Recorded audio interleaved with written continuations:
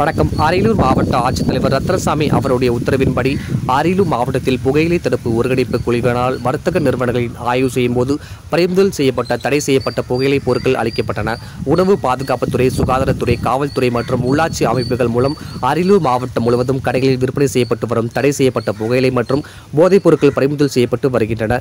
இவ்வாறு பறிமுதல் செய்யப்பட்ட சுமார் 27 கிலோவுக்கும் அதிகமான புகையிலை பொருட்கள் மாவட்ட சுகாதார அலுவலரின் மாவட்ட மலேரியா அலுவலர் கிருஷ்ணமூர்த்தி, தொழில்நுட்ப நேர்முக உதவியாளர் பகில், உணவு பாதுகாப்பு அலுவலர்கள் பழனிசாமி, ராமசாமி, ரவிச்சந்திரன், காவலர் அழகேசன் ஆகிய முன்னிலையில் புதைத்து அளிக்கப்பட்டனர். டிஎன் செய்திகளுக்காக அரியலூர் மாவட்ட செய்தியாளர் எஸ்பி ரவிச்சந்திரன்.